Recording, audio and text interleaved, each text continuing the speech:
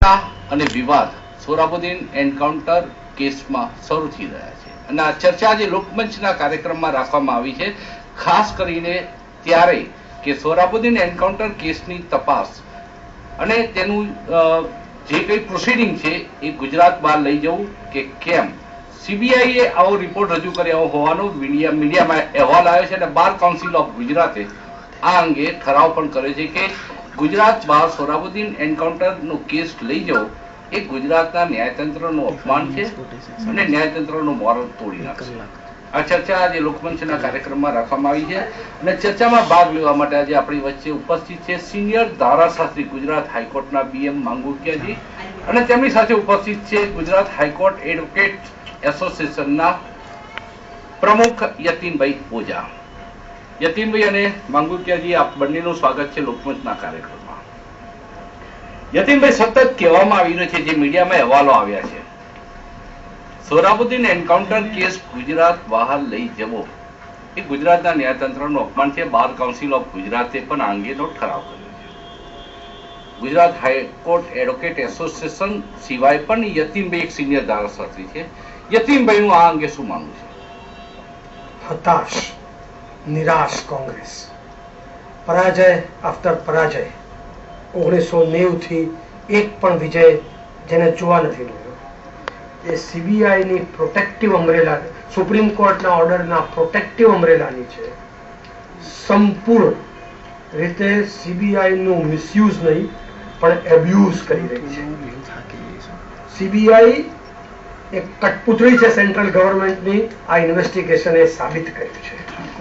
અરુણ જેટલીએ એમ કહ્યું કે CBI is an extended arm of central government. હું એ વાત સાથે સંપૂર્ણ અસંમત છું. હું એમ કહીશ કે CBI is a subordinate wing of central government.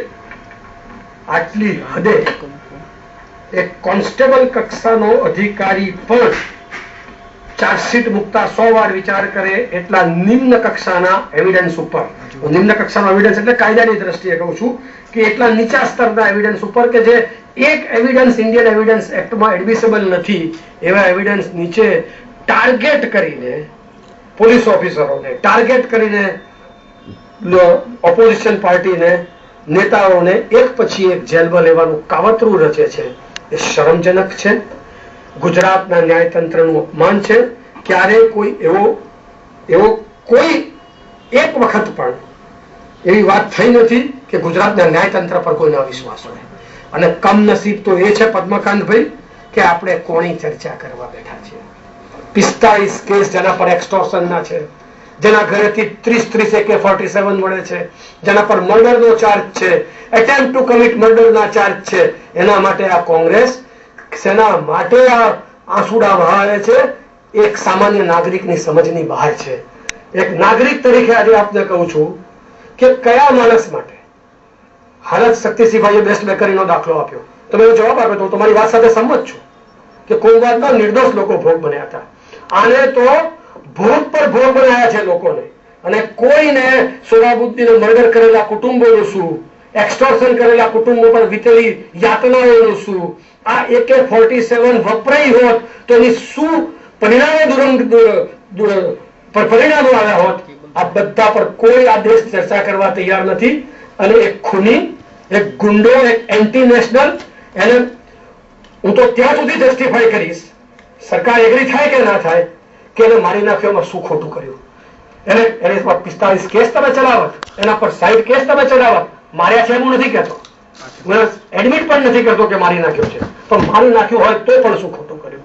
તમે એક એન્કાઉન્ટરની તપાસ કરો તો તમને જણાશે કે ગુજરાતમાં સૌથી ઓછા એન્કાઉન્ટર છે. વર્ષો પહેલા એન્કાઉન્ટરની તપાસ કરી હોત તો 28 રાજ્યોનું હિન્દુસ્તાન 26 રાજ્ય થઈ ગયું હોત. 2 રાજ્યોના 2 દેશ બની ગયા હોત. નેશનલ ગ્લોબ ઉપર એક ટપકા હોત, republic of Khalistan and republic of Jammu and Kashmir. શું કામ, શા માટે ગુજરાતના એન્કાઉન્ટરોની તપાસ કરો છો? તપાસ બોમ્બે પર દાઉદનું આલમી રાજ આજે પણ ચાલતું હોત જો એન્કાઉન્ટર્સ ના કર્યા હોત.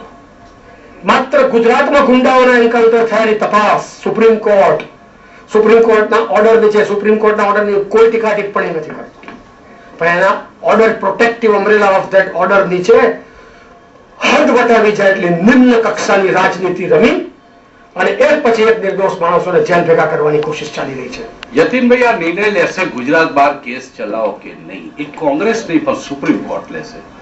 તો સુપ્રીમ કોર્ટ જો આ નિર્ણય લે તો એની ન્યાયતંત્ર પર, ગુજરાતના ન્યાયતંત્ર પર શું હશે? ખૂબ મોરલ અસર થશે. પોલીસ ફોર્સ તો તમે ગુજરાતમાં ખલાસ કરી નાખ્યો. મારા 2 આઈપીએસ ઓફિસર ક્લાયન્ટ છે, એમાંથી એક ઓફિસર સાથે મારે 2 દિવસ પહેલા મળવાનું થયું. એને મને, હું સોગંદ ઉપર આપના ટીવી પર કહું છું, એને મને એમ કહ્યું કે કોઈ આતંકવાદી હવે ગ્રેનેડ નાખતો હશે ને તો બી એને હું ગોળી નહીં મારું, કારણ કે મારે વણઝારાની જેમ જેલમાં નથી જવું. આ પરિસ્થિતિનું નિર્માણ તમે ગુજરાતની પોલીસને ડિમોરલાઇઝ કરી છે. આજે એક જમાનો એવો હતો કે લોકો એમ કહેતા હતા કે દેશદ્રોહી તત્વો, સમાજદ્રોહી તત્વો, આ લોકો ગુજરાતમાં પગ નહીં પણ એક પગ મૂકતા પણ 100 વખત વિચાર કરે છે. આજે ગુજરાતને અસામાજિક તત્વોનો અડ્ડો, રાષ્ટ્રદ્રોહી તત્વોના અડ્ડા તરફ લઈ જવાનું આ કોંગ્રેસનું કૃત્ય છે, જે પ્રજા કચાઈને 3 મહિનામાં જવાબ આપવાની છે. માંગુકિયાજી, જે વેદના વ્યક્ત કરી યતીનભાઈએ ગુજરાત બાર કેસ લઈ જવાના સામે જે કીધું કે આ હતાશાનું પરિણામ છે કોંગ્રેસનું.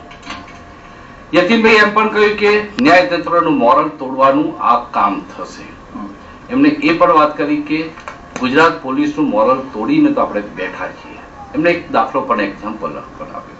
માંગુકિયાજી, આપ આ વાત સાથે સંમત છો કે આપ શું માનો છો? સંપૂર્ણપણે અસહમત છું. જે હતાશા યતીનભાઈના શબ્દોમાં વહી રહી છે એ એમને કરેલા કૃત્યો સમાજની તરફ બહાર આવી રહ્યા છે અને એની પાસે કોઈ જવાબ નથી. ગુજરાત પોલીસ એ કોઈ ખંડણીખોર નેતા ઓફિસરોની સત્તા નથી, કોઈ ફોર્સ નથી. આઈપીએસ ઓફિસર્સને કોન્સ્ટિટ્યુશન નીચે સ્પેશિયલ પ્રોટેક્શન આપવામાં આવ્યું છે કે જેથી એની ઉપર કોઈ રાજકીય દબાણ ના આવી શકે.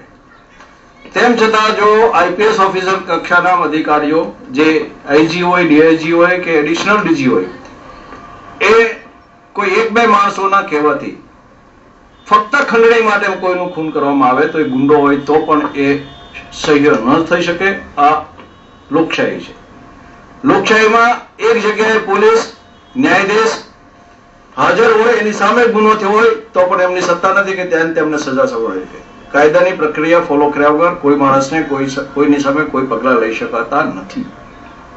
જ્યાં સુધી ગુજરાતની બહાર કેસ લઈ જવાની વાત છે, યતીનભાઈને કદાચ યાદ નહીં હોય, આજે જ પોલીસના આજે જ સુનાવણીમાં અમિત શાહની જામીન અરજી અને એના રિમાન્ડ અરજીના સીબીઆઈના કાઉન્સિલે સ્ટેટમેન્ટ કર્યું છે કે અમે આવી કોઈ અરજી સુપ્રીમ કોર્ટમાં કરી નથી.